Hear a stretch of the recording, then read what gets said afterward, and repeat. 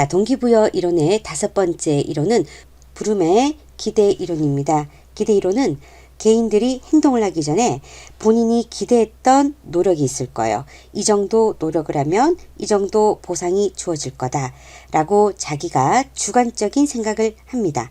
그리고 그것에 따라 동기부여의 강도가 달라진다는 기대 이론입니다.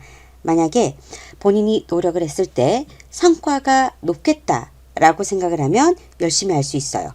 근데 본인이 노력을 해도 성과가 별로 나지 않겠는데 내가 해봐야 소용이 없는 일이야 라고 생각을 하면 동기부여가 되지 않는다는 내용입니다.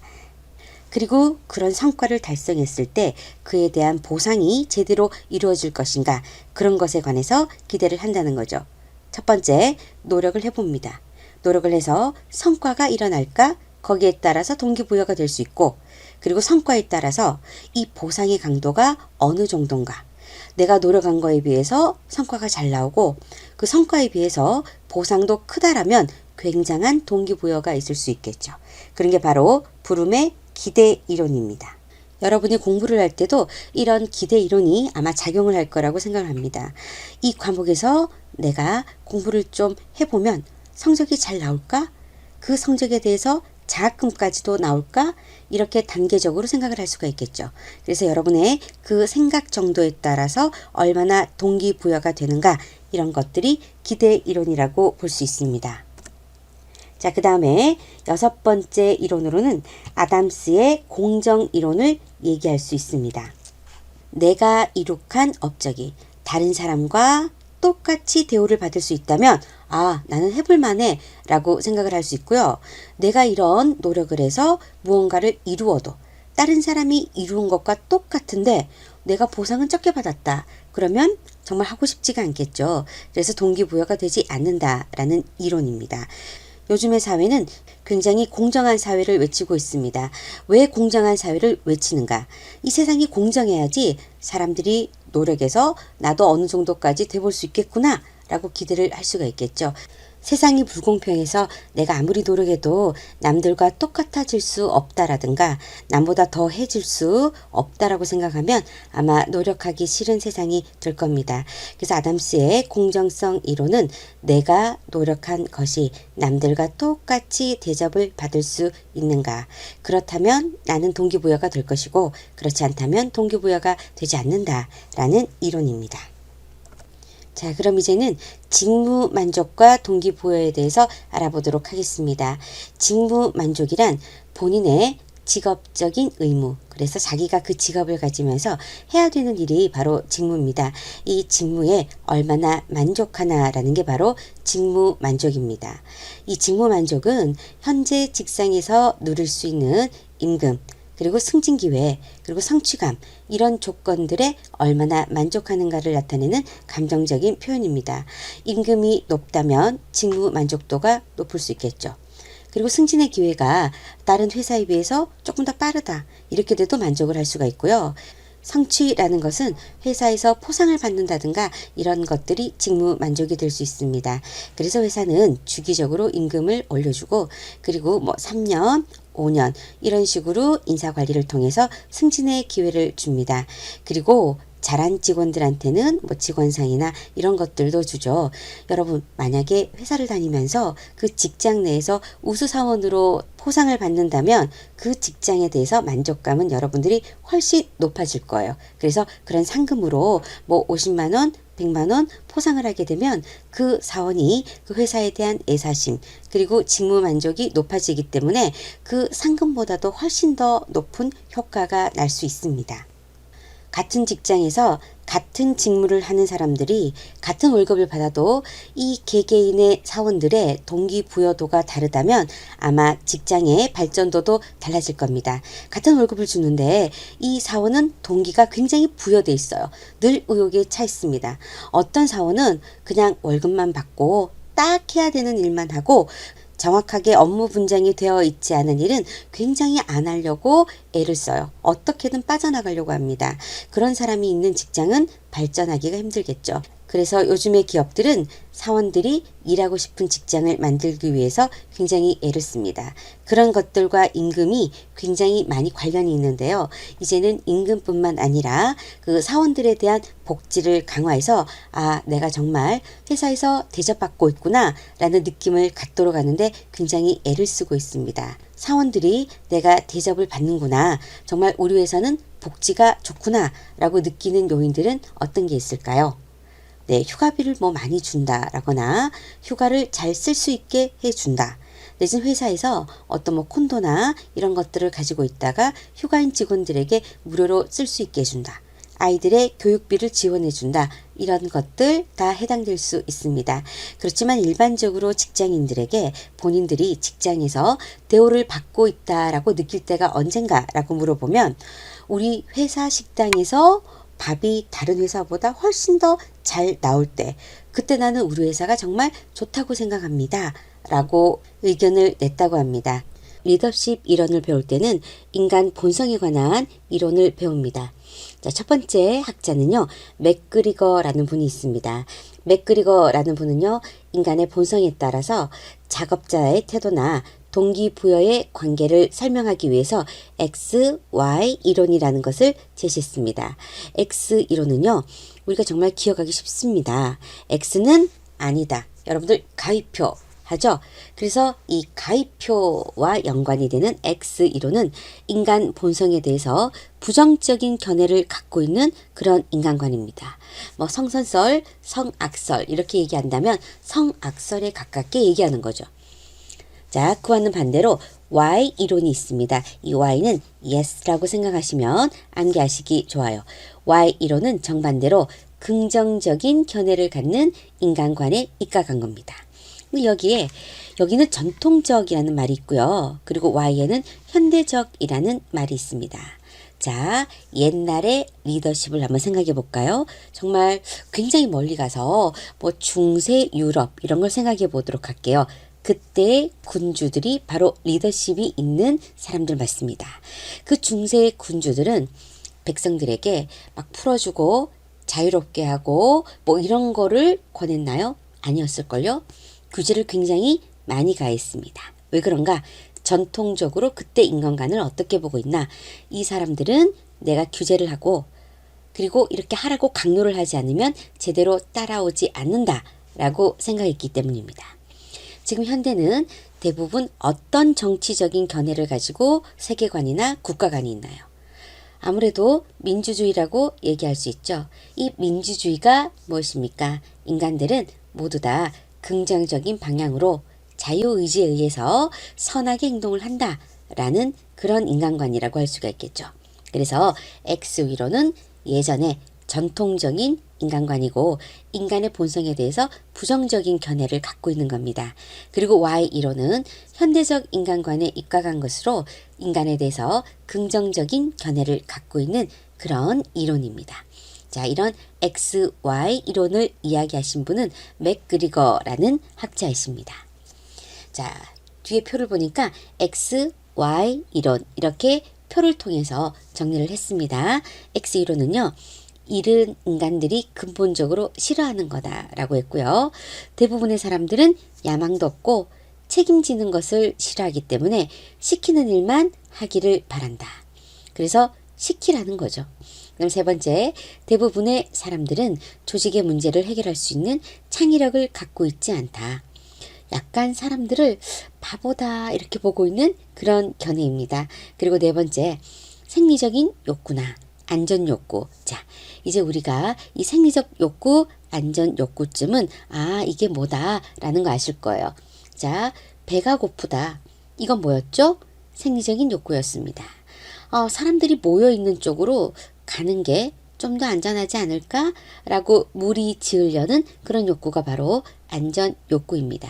우리 여기에서 여러분들 5단계 한번 기억을 해 두셔야 될 것 같습니다. 자, 인간들은 생리적인 욕구나 안전 욕구와 같은 저차원의 수준에서 동기부여가 이루어진다.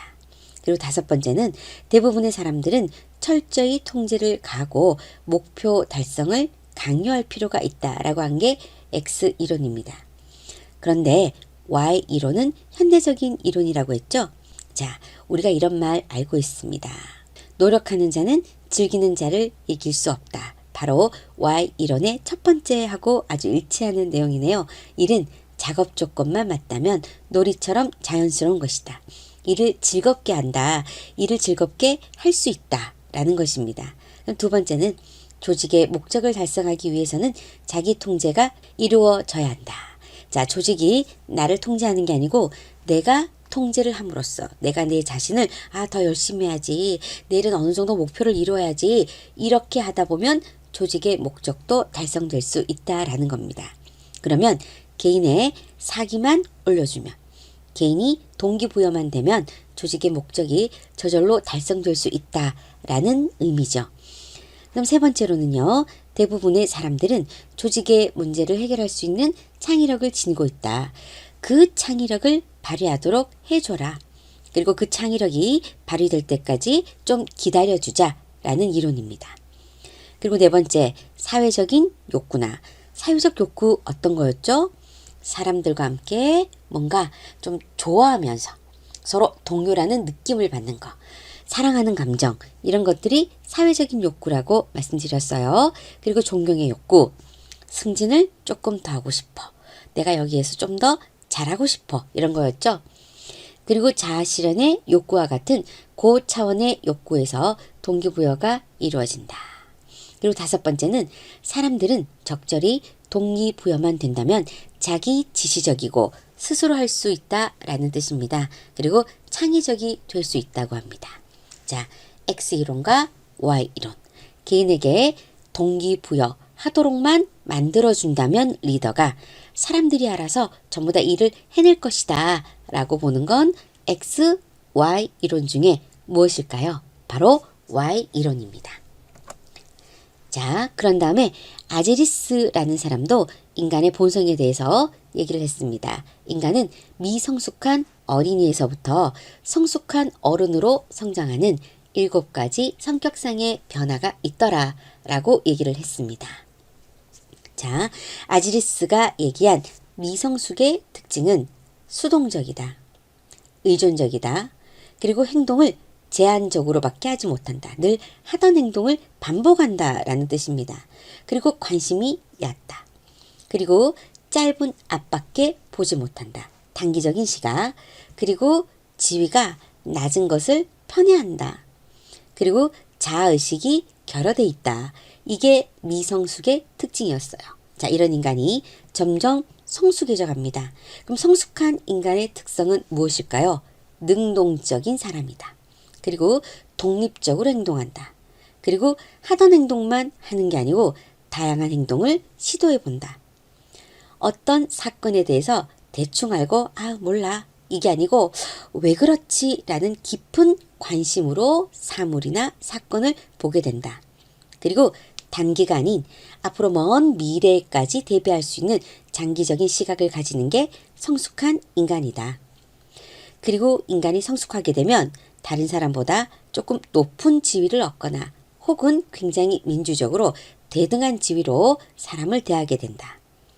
그리고 성숙한 인간은 자아의식이 있어야 되고 그리고 스스로 자기를 통제해서 자기의 행동을 잘 관리할 수 있어야 된다라는 게 바로 성숙의 특징이었습니다. 어떤 목적을 달성하기 위해서는 맨 처음 계획을 세워야 됐어요. 계획을 세우고는 사람들을 데리고 조직을 만듭니다.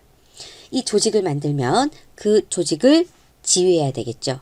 그 조직을 지휘하기 위해서 가장 필요한 건 리더십이었습니다.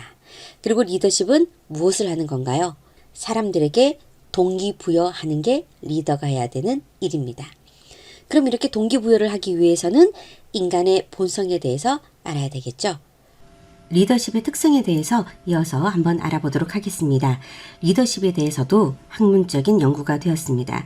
리더십을 연구해 봤더니 특성 이론과 그리고 행동 이론과 상황 이론으로 발전을 했습니다. 특성 이론이란 것은 1940년대에 시작된 리더십에 관한 초기 연구에서 밝혀진 이론입니다. 그 이론에서는요, 이미 사회적으로 훌륭한 리더라고 평가받는 사람들을 한번 봤더니 뭔가 그 사람들의 특징이 있다라는 거였어요.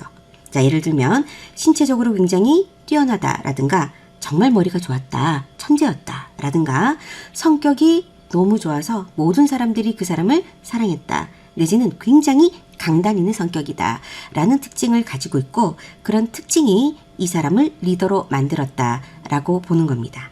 자, 이런 개인적인 특성은 뭔가 타고난다 라고 볼 수 있죠.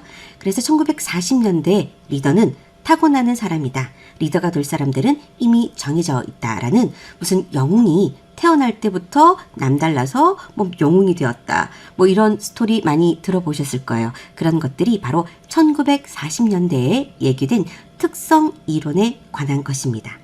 자, 그런 다음에 1950년도가 되니까 리더십에 대해서 조금 더 연구를 해내기 시작했어요.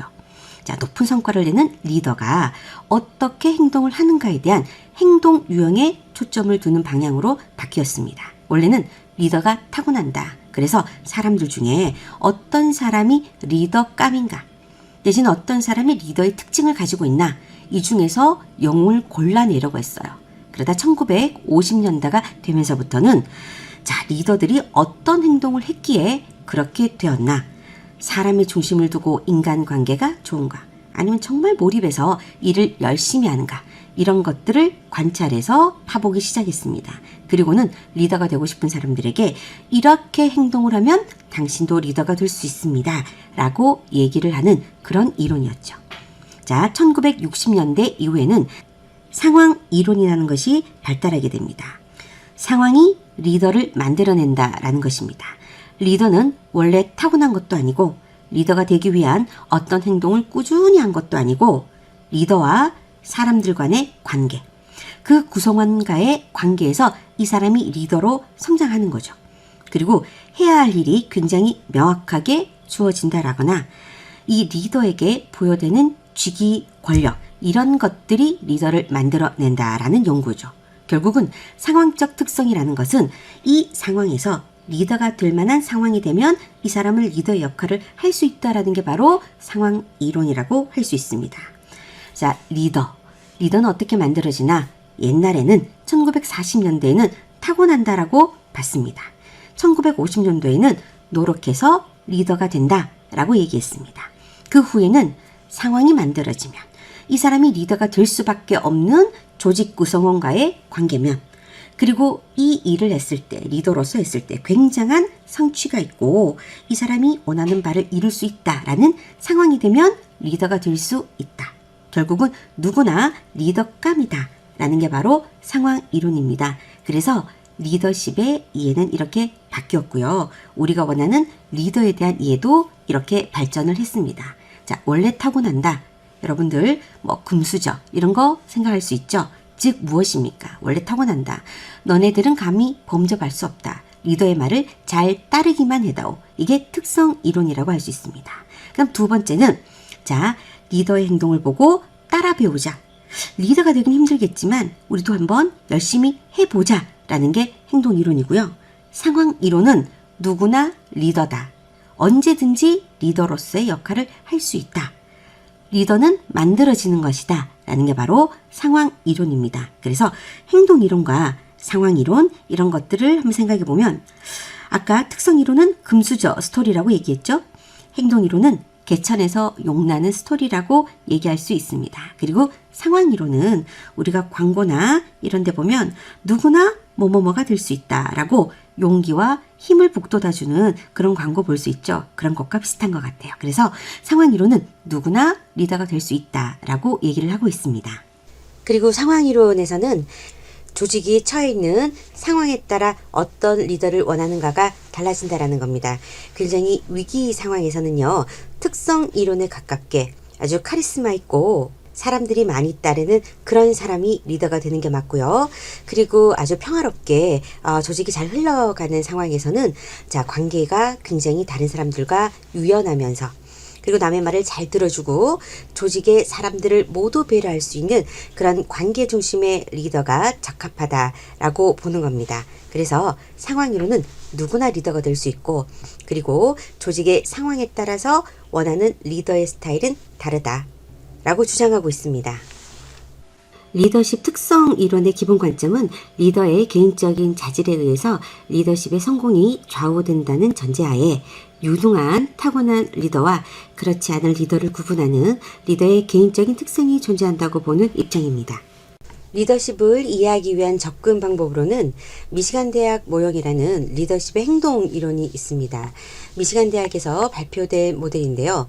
이 학자들은 인터뷰와 설문조사를 통해서 과업 중심적인 리더 그리고 인간 중심적인 리더라고 칭하는 두 가지 스타일의 리더십이 있다는 것을 확인했습니다.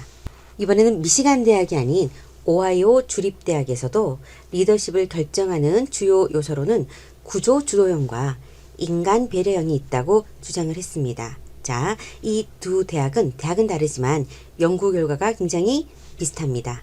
구조 주도형은 과업 중심적 리더하고 굉장히 비슷합니다. 그리고 인간 배려적 리더는 인간 중심형 리더와 거의 유사하다고 할 수 있겠죠. 구조 주도적인 리더는 목표 설정과 작업 추진의 결과를 중시하고 그룹 간의 관계를 분명히 설정해서 의사소통 경로와 형태가 명확하고 직무가 수행되는 방법과 절차를 정확하게 지시하는 성향을 가집니다. 그리고 인간 배려형인 리더는 리더와 부하 간의 우위, 상호 신뢰, 존중, 관계를 중시하고 공개적인 대화와 참여를 적극 지지하는 스타일입니다.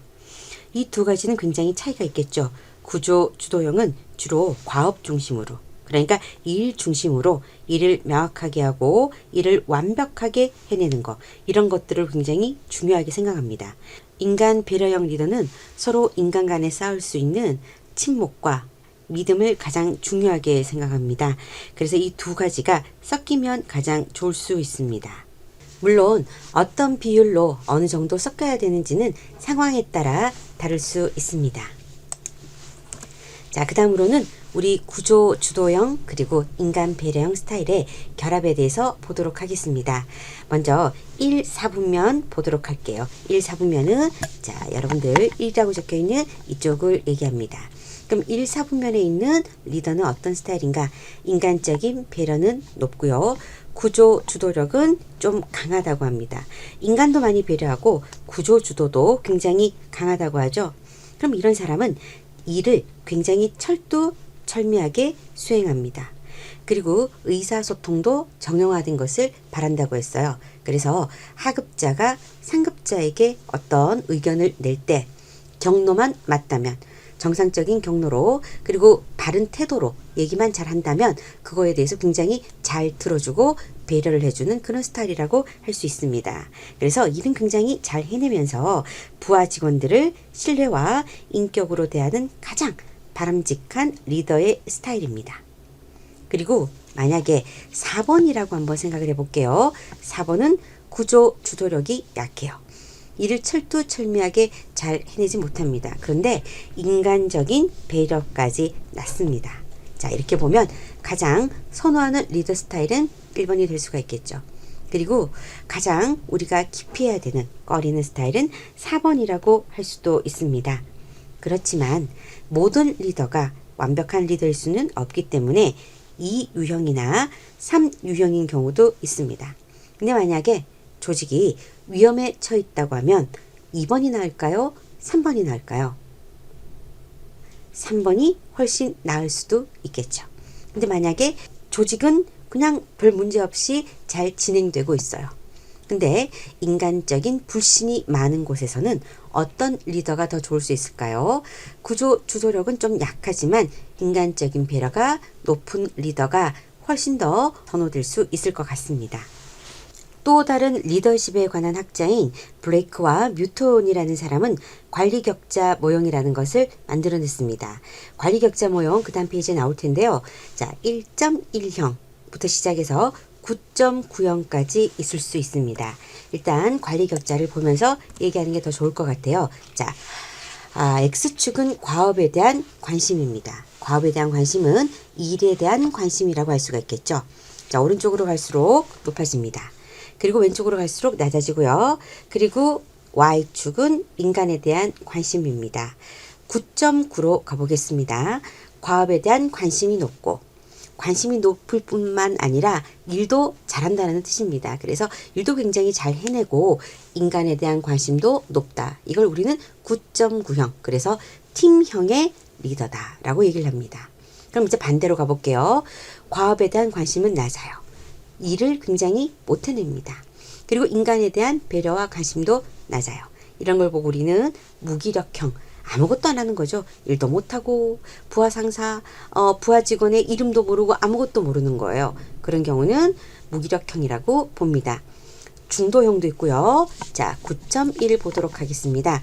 과업형의 리더입니다. 그래서 일에 대한 관심은 굉장히 많아요. 일은 잘 추진해 나가는데 부하 직원을 봤을 때 저 직원이 어느 부서인지, 일에 대해서 관심이 많으니까 부서는 알 수도 있겠습니다. 이름도 모르고 특성도 모르고 그럴 수 있는 리더죠. 그럼 이런 리더는 제일 처음에 함께 일할 때는 일을 열심히 할 수 있지만 인간적인 관심이 전혀 없으면 나중에 이 조직에 대한 애정이 떨어지게 돼요. 부하 직원이. 그래서 조직을 이탈할 수도 있습니다. 자, 그 다음으로는 1.9 친목형을 보도록 하겠습니다. 일은 잘 안 하나 봐요. 못해요. 근데 인간에 대한 관심은 굉장히 높습니다. 그래서 이 직장인데 일은 안 하고 사람들과 관계만 좋으니까 우리는 이것을 보고 친목형이라고 부릅니다. 여러분들 교수님을 대할 때도 이런 느낌 좀 받을 수 있죠. 수업 진짜 열심히 하시고 과제도 철저하게 피드백 해주시는데 볼 때마다 자네는 이름이 누군가? 자네는 이름이 누군가? 맨날 물어보면 그래서 일에만 관심이 있으신 거예요. 학생들에 대해서 인간적인 관심이 없습니다. 그러면 제일 처음에는 수업은 잘하시니까 이러면서 좋아하다가 나중에는 교수님 너무 나한테 신경 안 쓰는 것 같아. 실망을 할 수도 있습니다. 자, 친목형 교수님은요. 학생들하고 축구도 하고 저녁에 만나면 술도 한잔 하자 그러고 막 이렇게 되는데 수업은 너무 짧게 하세요. 그리고 내용도 이거 뭐 성의가 너무 없으신 것 같아요. 근데 수업을 하는 건지 안 하는 건지를 모르겠어요. 그러면 제일 처음에는 또 좋을 수도 있죠. 교수님이. 우리한테 관심을 가져주니까. 근데 나중에는 학생이라는 거는 배우니까 학생이고 대학에서는 공부를 해야 되지 않겠습니까? 그래서 이렇게 일을 안 해도 되나? 이렇게 공부를 안 해도 되나? 이렇게 해서 좀 마음이 멀어질 수도 있습니다. 그래서 어떻다, 어떤 리더가 가장 좋다. 근데 물론 좋은 건 정해져 있어요. 팀형이긴 하죠. 일도 잘하고 인간에 대한 배려와 관심도 높은 게 가장 좋기는 합니다만 본인의 위치를 내지는 어떤 리더의 위치를 한번 잡는 거예요. 만약에 이 자리다. 그러면 팀형이 되기 위해서는 무엇부터 보강을 해야 될까요? 이 자리면 과업에 대한 관심이 9점에서 가장 멉니다. 그럼 먼저 일을 잘할 수 있게 일에 대한 관심을 높여야 되고요. 그런 다음에 팀형이 되기 위해서는 인간에 대한 관심도 높이는 게 이 사람이 완벽한 리더가 될 수 있는 방법이라고 보는 겁니다. 그래서 이 관리 격자는 리더를 평가하기 위해서 만들어진 거는 원래는 아닙니다. 더 좋은 리더가 되기 위해서 어떤 점을 더 보강해야 되나 그런 것 때문에 관리 격자를 만든 거죠. 제가 리더십을 설명하면서 이런 상황에는 이런 리더십이 필요하고 또 이런 상황에는 저런 리더십이 필요하다 이렇게 설명을 드리고 있어요. 이런 상황을 정리한 사람이 있습니다. 피들러라는 학자였어요. 그 학자는 리더와 구성원의 관계에 따라서 그리고 과업이 어느 정도 구조화되어 있나 과업이 구조화되어 있다는 거는요. 처음 하는 일이에요. 이제 처음부터 빌드업 해야 됩니다. 새로 시작하는 상황, 좋은 상황은 아니겠죠. 그런 상황은 구조가 안 되어 있다. 그리고 과업이 잘 진행되고 있다. 과업이 진행되지 않는다. 즉 일이 잘 진행된다, 안 된다. 이런 두 번째 요소에 의해서 그리고 세 번째는 이 리더에게 어느 정도의 직위 권력이 있는가. 이런 세 가지 요소에 의해서 상황을 나눌 수 있습니다. 그래서 그 상황에 따라서 적절한 리더십은 다르다라고 얘기하는 게 바로 피들러라는 분이 얘기한 상황 적합 이론이라고 하는 겁니다. 그러면 중요한 문장만 보도록 할게요. 상황 선호도가 나쁘거나 정반대로 좋은 경우에는 과업지향적 리더가 효과적이다. 가끔은 일을 중심적으로 하는 리더가 필요할 때는 일이 안 되고 있을 때 그리고 우리 조직의 일이 더할 나위 없이 잘 진행돼요. 실은 그런 경우에는 어떤 리더가 와도 상관은 없습니다. 그래서 인간적으로 조금 실망을 할 수도 있겠지만 오히려 일을 더 잘 되게 해줄 수 있는 리더 괜찮습니다. 그래서 오히려 상황 선호도가 굉장히 나빠서 조직에서 정말 강력한 리더를 원할 때, 그럴 때도 과업지향적 리더 괜찮고요. 그리고 상황 선호도가 좋은 경우, 굉장히 상황이 좋은 경우에요. 그런 경우에도 과업지향적 리더도 괜찮답니다. 더 발전할 수 있대요. 근데 상황의 선호도가 중간 정도일 때는 뭔가 온화하게 잘 엮을 수 있는 리더가 필요합니다. 그래서 관계지향적인 리더가 효과적이라고 봅니다. 과업지향적 리더는 강력한 통제 상황이나 혹은 통제가 잘 되지 않는 상황에서 매우 성공적입니다. 그래서 리더를 굉장히 잘 따를 때 과업지향적 리더가 나타나도 이 사람들은 거기에 익숙해요. 그래서 괜찮고요. 그리고 이 상황이 다 깨진 거예요. 그래서 막 엉망진창이에요. 이럴 때도 과업지향적 리더가 나타나면 일을 잘 해결할 수 있기 때문에 도움이 될 수 있습니다. 자, 지금 우리나라 대통령이 사람이 중심이다. 굉장히 인간적인 면을 막 강조하면서 막 얘기를 하고 있잖아요. 자, 그런 사람이 대통령에 뽑힐 수 있는 이런 국가적인 상황은 자, 강력한 통제 상황인가요? 아니면 통제가 안 되는 진짜 막 무너지는 상황인가요? 아니겠죠? 어느 정도 중간 정도의 상황이니까 관계지향적인 리더를 원한답니다. 가끔 굉장히 과업지향적인 리더가 있는 정치 집단에서는 선거가 다가오면 막 위기 상황을 만들어냅니다. 왜 그럴까요? 이렇게 긴급한 위기 상황에는 우리 리더가 강력하게 잘 상황을 정리할 수 있어. 이런 걸 보여주기 때문이죠. 여러분들 리더라고 하면 지금 제가 예를 대통령을 들었는데 꼭 대통령 아니면 어떤 그룹의 총수 이런 것만 모두 리더인 것은 아닙니다. 여러분들 직장을 가거나 아니면 개인 사업을 하더라도 리더십 아카데미 이런 게 항상 있습니다. 그래서 직장에서도 진급을 하게 되면 내가 과장으로서 과장의 리더십을 보여줘야 돼요. 그래서 과장도 리더십 교육을 받아야 되고요. 이사님도 리더십 교육 받아야 됩니다. 자영업자도 리더십 교육 받습니다. 왜냐하면 자기 리더십이라는 것도 요즘에 있습니다. 자기 리더십이란 내 자신을 좀 더 자기 개발하기 위해서 내가 나를 이끄는 결국 자기 개발이죠. 그런 강의들이 굉장히 많습니다. 실은 저도요 개인적으로 돈을 내고 이게 벌써 한 10년 전 10년이 더 됐나요? 예, 제가 교수가 되기 전 일인데 저도 더 발전하고 싶어서 이런 리더십 아카데미를 돈을 내고 가서 들었던 적이 있습니다. 최근에 리더십 이론으로는 카리스마형 리더십이라는 것도 있고요. 변혁적 리더십이라는 것도 있다고 합니다. 리더십에 관한 이론은 너무 많아서 여러분들이 일일이 다 배울 수 없고요. 리더십에 대해서 여러분들이 어느 정도 기본적인 생각만 제대로 알면 될 것 같습니다. 리더십 중에는 처음 들어보시죠? 거래적 리더십이라는 게 있다고 합니다. 그리고 변혁적 리더십이라고 최근에 리더십 이론으로 유명하기 때문에 교과서에서도 언급은 되어져 있습니다. 그리고 관계지향적 리더십이라는 것도 있고요. 과업지향적 리더십이라는 것도 있습니다. 관계지향적이다, 과업지향적이다. 우리가 방금 배웠던 그 내용 같죠? 자, 다시 거래적 리더십으로 가도록 하겠습니다. 거래적 리더십은요, 변화관이라고 되어 있죠. 자, 가치관이라고 생각하시면 될 것 같아요. 안정지향적이고 폐쇄적입니다. 바뀌는 게 싫어요. 이 상황을 그대로 유지하고 싶어하는 리더가 가지는 게 바로 거래적 리더십입니다. 그리고 초점은 하급 관리자에게 주어져 있고 동기부여는 부하의 이익을 자극하는 방법으로 동기를 부여한답니다. 그럼 관리 전략이란 무엇인가? 리더가 부하와의 교환 관계나 통제를 통해서 관리를 한대요. 그리고 능률이 최고다라고 생각하는 그런 이념을 갖고 있다라고 합니다.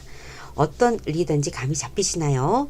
자, 거래적 리더십을 가진 사람은 이 상황이 변하는 건 싫어요. 그래서 변혁, 개혁 이런 거는 별로 원하지 않습니다. 부하 직원을 부릅니다. 자, 이번에 이런 일을 해결해야 되고 우리 조직을 이렇게 이끌어야 되는데, 자, 네가 일을 잘해내면 이제 부하의 이익을 자극합니다. 연봉을 이만큼 올려줄게. 성과급을 이만큼 줄게. 라고 하면서 이 부하와 금전적인 교환 관계를 이룹니다. 자, 돈을 줄 테니 너는 나에게 노력을 달라. 라는 얘기죠. 그리고는 이 사람은 능률지향적이라고 했습니다.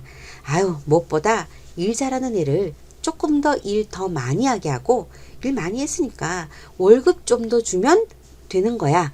라고 생각하는 게 거래적 리더십이라고 할 수 있습니다. 굉장히 나쁜 거는 아니에요. 왜냐하면 대가는 치렀기 때문이죠. 그렇지만 이런 식으로 하다 보면 전체적인 개혁이 일어나지 않으면 요즘 세상에는 그 조직이 더 발전하기가 힘들어지죠. 그래서 발전에는 좀 한계가 있다, 이렇게 볼 수 있습니다.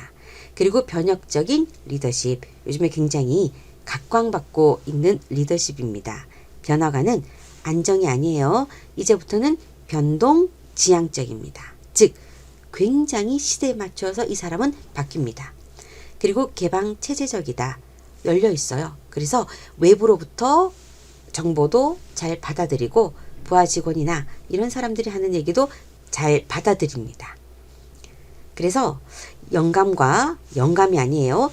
영감과 비전 제시 및 사람들에게 자, 우리가 이렇게 나가야 됩니다. 라고 사람들을 일깨우는 겁니다. 그리고 구성원 전체가 공유해야 할 가치를 내면합니다. 그리고 업무 할당을 굉장히 공평하게 잘해요. 그리고 이 일은 누가 하면 가장 적절하겠다 라고 해서 잘 할 수 있는 사람에게 할 수 있는 양의 과제를 줍니다. 그리고 성공에 대한 기대도 줘요. 자, 네가 할 수 있는 일이야. 너는 이 정도는 해야 돼. 당연한 거야. 근데 성공하면 이런 보상도 줄게라고 굉장히 공정하게 뭔가를 제시합니다. 자, 이게 바로 변혁적 리더십이다. 그리고 이 사람은 언제나 외부에 대해서 열려있기 때문에 조직 자체를 변화시킨다 라는 게 변혁적인 리더십이었습니다. 관계지향적 리더십도 배웠지만 한 번 더 보도록 할게요. 전략은 모든 직원이 다 만족하고 기뻐야 되는 겁니다. 초점은 친밀도가 높은 조직에 적용할 수 있다라고 할 수가 있겠죠. 여자들이 조직에서 조금 더 친밀도가 중요한 것 같아요. 여자들이 굉장히 많은 그런 조직에 보험회사 이런 거 생각해 볼게요. 거기에 과업지향적 리더십을 가진 리더가 온다면 기존에 있던 직원들은 굉장히 불편해질 것 같습니다. 자, 그런 다음 과업지향적 리더십 보도록 할게요. 일이 최고예요. 그리고 좀 껄끄럽다 싶은 직원의 의견은 무시합니다. 그리고 일에만 몰두하죠.